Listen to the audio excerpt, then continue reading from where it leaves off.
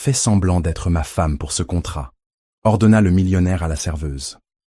Élise Vallée faillit laisser tomber son plateau lorsqu'elle entendit ces mots sortir de la bouche de l'homme élégant qu'elle venait de servir au café Le Petit Jardin, où elle travaillait depuis 3 ans au centre de Lyon. « Pardon, monsieur, pouvez-vous répéter ?» demanda-t-elle en posant la tasse sur la table, les mains légèrement tremblantes. Sébastien Lebon, âgé de 42 ans, ajusta son costume impeccable et regarda directement dans les yeux bruns de la serveuse de 35 ans, qui le servait tous les mardis matins. Il y avait quelque chose de différent en elle aujourd'hui. Peut-être la fatigue visible sur son visage ou les cernes qu'elle ne parvenait pas à dissimuler complètement avec du maquillage. « J'ai besoin que vous fassiez semblant d'être ma femme pendant 3 mois, répéta-t-il en baissant la voix. En échange, je vous paierai 50 000 €. Élise sentit ses jambes vaciller. Elle tira une chaise et s'assit à sa table, ignorant complètement le protocole du café. La somme mentionnée dépassait ce qu'elle gagnait en 2 ans en servant des tables. « Vous plaisantez avec moi ?» murmura-t-elle, regardant autour d'elle pour s'assurer que personne n'écoutait. « Je n'ai jamais été aussi sérieux de ma vie, » répondit Sébastien, sortant une carte de visite de la poche intérieure de sa veste. « Sébastien Lebon, directeur général de Lebon Industries. Peut-être avez-vous entendu parler de moi. » Élise connaissait ce nom. Il était impossible de vivre à Lyon sans connaître les Lebon, l'une des familles les plus riches de la région, propriétaire de plusieurs entreprises technologiques et de construction. Mais pourquoi un homme comme lui aurait-il besoin de simuler un mariage? « Mon grand-père, » expliqua Sébastien, comme s'il lisait ses pensées, a laissé une clause très précise dans son testament. Pour hériter de la présidence de l'entreprise, je dois être marié avant mes 43 ans. Il me reste exactement 3 mois pour remplir cette condition. « Mais pourquoi moi ?» demanda Élise, encore sous le choc de cette situation surréaliste. Sébastien sourit pour la première fois depuis qu'il avait fait sa proposition. C'était un sourire fatigué, mais bienveillant. « Parce que, depuis 2 ans, tous les mardis, vous me servez mon café avec un sourire sincère. Vous n'avez jamais essayé de m'impressionner ou de me faire la conversation pour obtenir quelque chose en retour. Vous êtes naturel. Et j'ai besoin de quelqu'un en qui je puisse avoir confiance pour que cela ne devienne pas plus compliqué que ça ne l'est déjà. » Élise sentit son cœur s'accélérer. 50 000 € résoudrait tous ses problèmes. Les dettes médicales de sa mère, le loyer en retard, le manque d'argent pour les médicaments. Mais l'idée de prétendre être l'épouse d'un inconnu pendant 3 mois semblait totalement absurde. « Devrais-je vivre avec vous ?» demanda-t-elle, s'efforçant de garder une voix ferme. « Nous devrons apparaître ensemble à quelques événements sociaux et familiaux. Rien de plus. Vous pourrez conserver votre vie normale, votre travail, vos amis. Vous devrez simplement porter une alliance et m'accompagner lorsque ce sera nécessaire. » Un silence s'installa entre eux pendant quelques secondes. Élise entendait le bruit des machines à café en arrière-plan et les conversations des autres clients.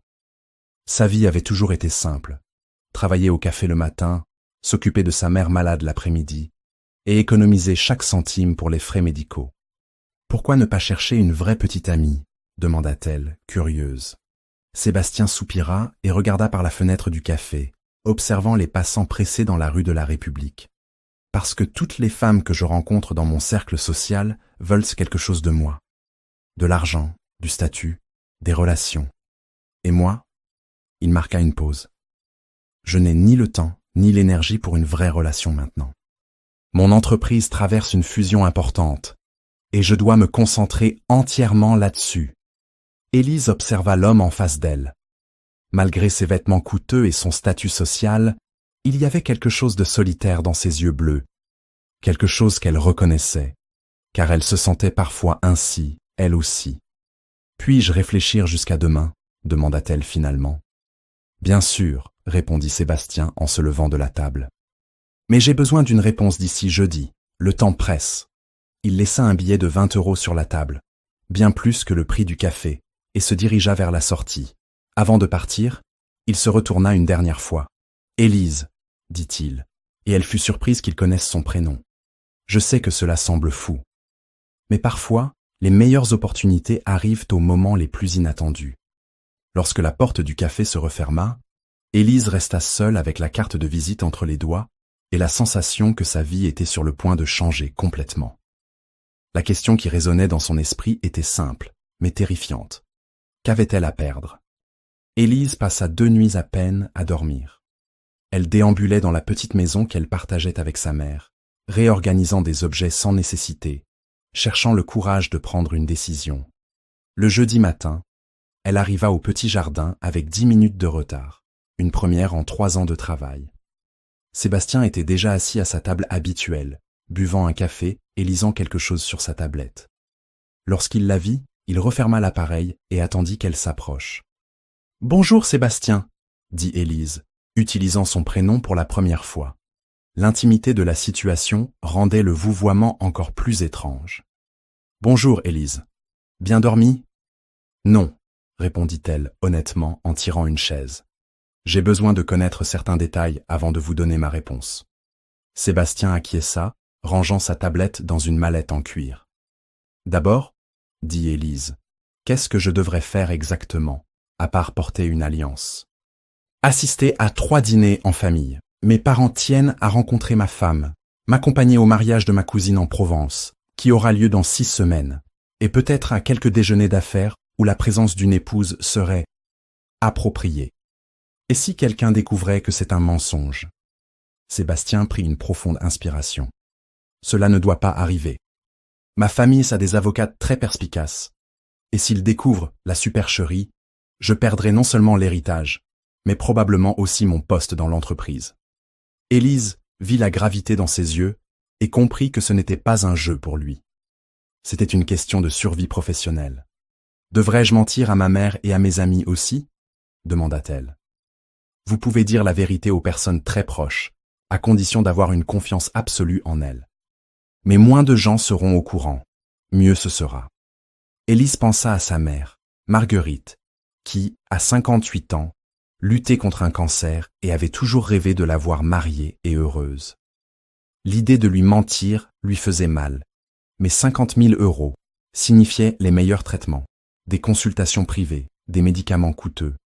Et si, pendant ces 3 mois, vous rencontriez quelqu'un pour de vrai, demanda-t-elle. Sébastien esquissa un léger sourire. Cela n'arrivera pas. Je suis concentré uniquement sur l'entreprise pour le moment. Et vous, avez-vous un petit ami? Pas depuis 4 ans, répondit Élise sans détour. Je n'ai pas le temps pour les relations. Un silence s'installa pendant quelques secondes. Tous deux semblaient être des personnes ayant relégué leur vie personnelle au second plan pour des besoins pratiques. « J'accepte », dit Élise finalement, surprise par la fermeté de sa voix. Sébastien parut soulagé, mais conserva son calme. « Parfait. Nous aurons besoin de quelques séances pour aligner notre histoire. Comment nous nous sommes rencontrés? Depuis combien de temps nous sommes ensemble? Nos goûts personnels. Ma famille posera beaucoup de questions. Comment expliquerons-nous un mariage si rapide?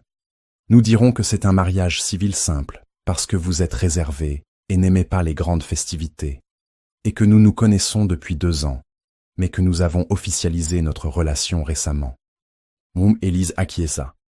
Une partie de l'histoire était vraie. Elle le connaissait vraiment depuis 2 ans et était réservée. « Quand commençons-nous » demanda-t-elle. « Ce soir. Je dois vous présenter à mes parents demain. » Le cœur d'Élise s'emballa. « Si vite. Ma mère est impatiente. Quand je lui ai dit que j'avais une relation sérieuse, elle a insisté pour vous rencontrer immédiatement. » Élise prit une profonde inspiration. Il n'y avait plus de retour en arrière possible. « Retrouvons-nous à 7 heures, à la place Bellecour, près de la statue. Nous dînerons et mettrons les détails au point, » dit Sébastien en se levant. « Oh, et Élise ?»« Oui ? Merci d'avoir accepté. Je sais que c'est beaucoup à encaisser. » Lorsqu'il partit, Élise regarda autour d'elle dans le café où elle travaillait depuis si longtemps. Dans quelques heures, sa vie prendrait une complication qu'elle n'avait jamais imaginée possible. Mais pour la première fois depuis longtemps, elle ressentait un étrange mélange de peur et d'espoir. Dites-moi de quelle ville et de quel pays vous regardez cette vidéo. Je lirai tous les commentaires. À la nuit tombée, lorsqu'ils se retrouvèrent sur la célèbre place Bellecour de Lyon, Élise portait sa plus belle robe, simple mais élégante. Sébastien l'attendait en tenue décontractée, paraissant plus jeune et accessible. « Vous êtes nerveuse ?» demanda-t-il, tandis qu'il marchait vers un restaurant discret. « Beaucoup, » admit-elle. « Et vous ?»« Aussi. Mais je pense avoir choisi la bonne personne. » En entrant dans le restaurant, Élise se demanda si elle avait vraiment idée de ce qu'elle faisait. La réponse était non. Mais parfois, pensa-t-elle, il fallait faire un saut dans l'inconnu pour trouver la lumière. Le dîner chez les parents de Sébastien, dans l'élégant 6e arrondissement de Lyon, fut plus intimidant qu'Élise ne l'avait imaginé. La résidence se trouvait dans une rue arborée, avec des maisons anciennes et bien entretenues, empreintes de tradition et d'argent ancien. Margot et Henri Lebon, tous deux dans la soixantaine, accueillirent Élise avec une politesse raffinée, mais elle pouvait sentir le regard scrutateur derrière leurs sourires cordiaux. « Alors, vous travaillez au petit jardin » dit Margot pendant l'entrée, coupant délicatement un morceau de pâté. « C'est un endroit charmant. Nous connaissons les propriétaires depuis des années. »« Oui, madame, » répondit Élise, essayant de contrôler son nervosisme. « J'y travaille depuis 3 ans. »« Et comment vous êtes-vous vraiment rencontrés ?» demanda Henri, servant du vin à tout le monde. Sébastien est resté très vague lorsqu'il nous en a parlé. Sébastien et Élise échangèrent un regard rapide. Ils avaient répété cette réponse la veille au soir. « Je prenais un café là-bas tous les mardis matins, » dit Sébastien calmement. Élise me servait toujours avec beaucoup de gentillesse. Un jour, elle était inquiète car sa mère avait fait un malaise, et je me suis proposé de l'emmener à l'hôpital. « C'est très gentil, » dit Margot, semblant légèrement surprise. Son fils n'était pas connu pour des gestes spontanés de bonté. À partir de ce jour, nous avons commencé à parler davantage, poursuivit Élise, suivant le scénario convenu. Nous avons découvert que nous avions plus en commun que nous ne le pensions. « Et qu'avez-vous en commun ?» demanda Henri directement. Élise sentit son esprit se vider complètement. Il n'avait pas préparé cette question spécifique. « Nous aimons les vieux films, » dit Sébastien rapidement. Élise m'a fait découvrir le cinéma français des années 60. Et Sébastien m'a appris à apprécier la musique classique, compléta-t-elle, se souvenant d'avoir vu quelques partitions sur la table de son appartement lorsqu'ils avaient répété leur histoire. La conversation coula mieux par la suite. Margot raconta des anecdotes sur la jeunesse de Sébastien, et Henri parla de l'entreprise familiale.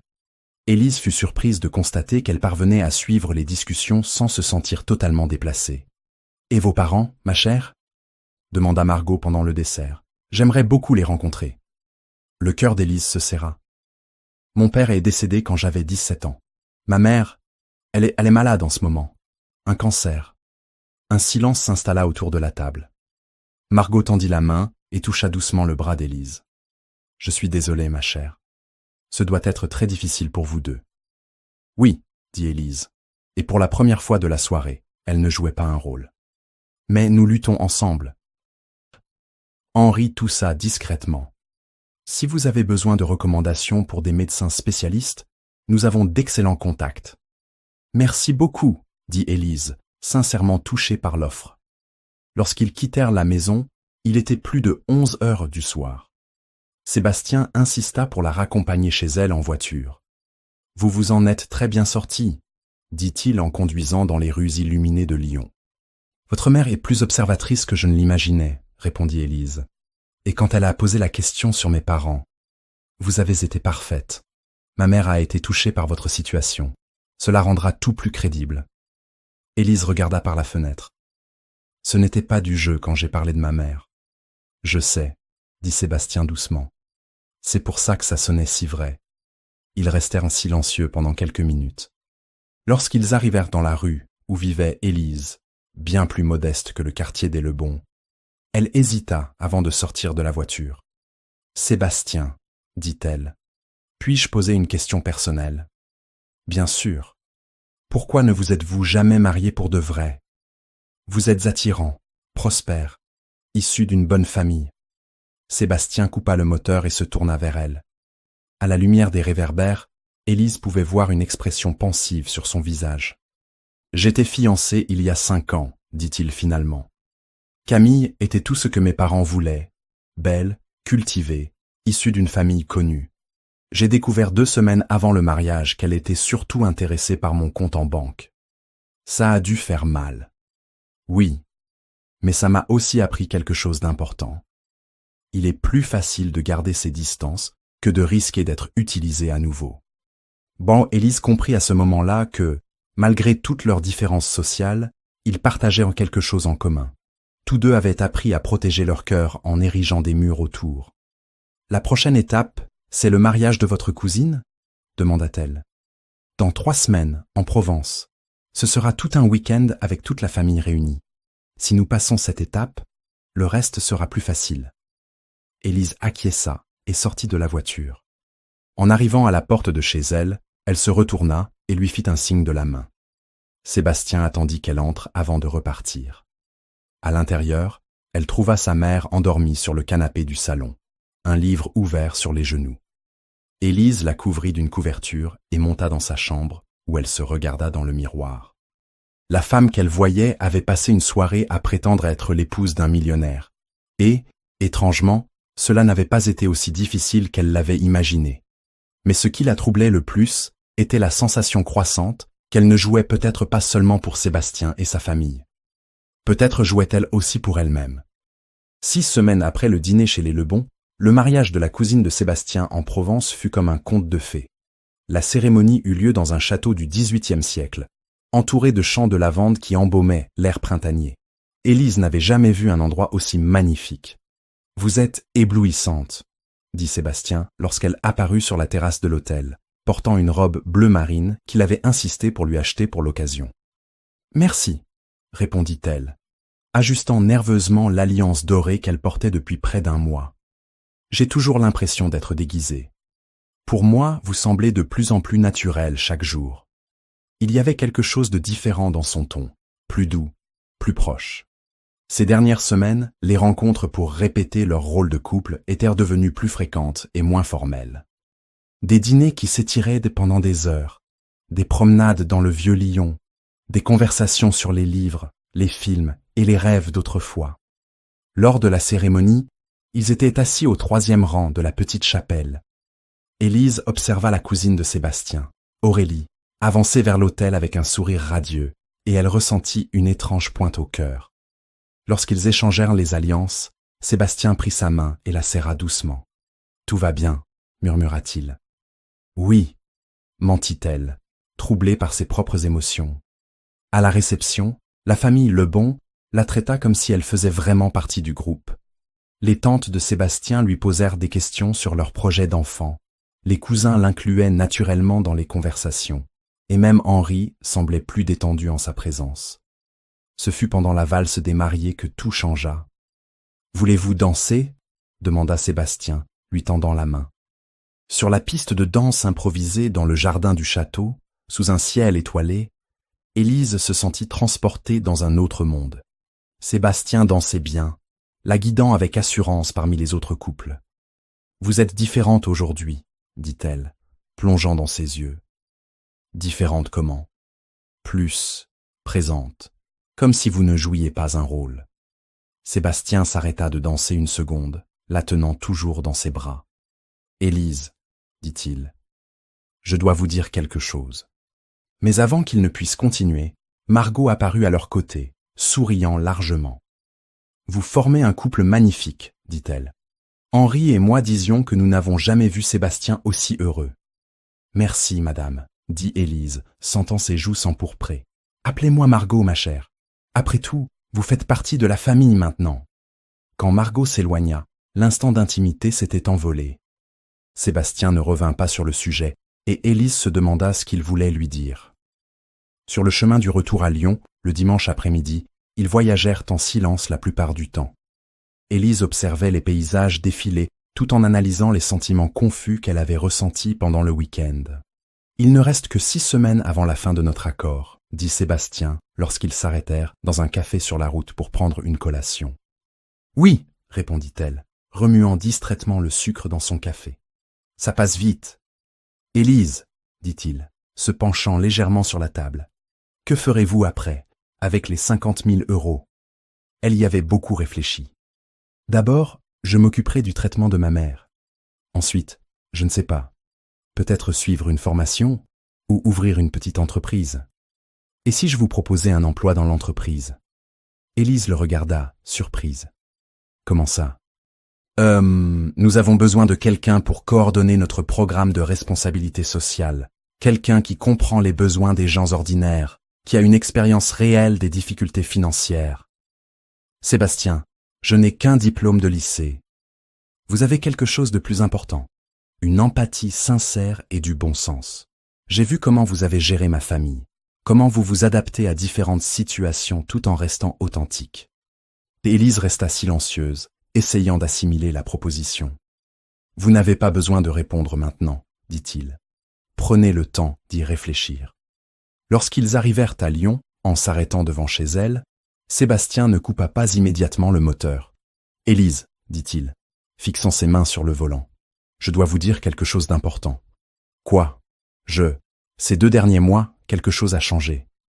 Je ne sais pas exactement quand c'est arrivé, mais... » Élise sentit son cœur s'accélérer. « Mais quoi ? » ?»« Mais j'ai cessé de faire semblant il y a plusieurs semaines. Pour moi, vous êtes devenu réel. Nous sommes devenus réels. » Le silence dans la voiture était presque tangible. Élise sentit ses mains trembler et son cœur battre si fort qu'elle était sûre qu'il pouvait l'entendre. « Sébastien, je sais que nous avons commencé par un accord commercial, » dit-il rapidement, comme s'il craignait qu'elle l'interrompe. « Je sais que vous pourriez penser que c'est juste le résultat de notre cohabitation forcée. Mais ce que je ressens pour vous est vrai. » Élise ferma les yeux, essayant d'organiser ses propres sentiments.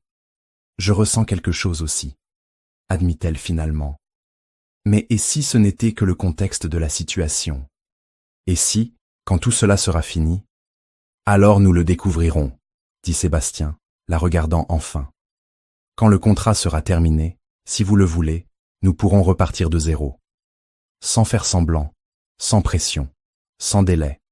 Juste nous deux, pour voir si ce que nous ressentons est réel. » Élise ouvrit les yeux et le trouva en train de la regarder avec une intensité qu'elle n'avait jamais vue auparavant. « Et votre héritage, la présidence de l'entreprise?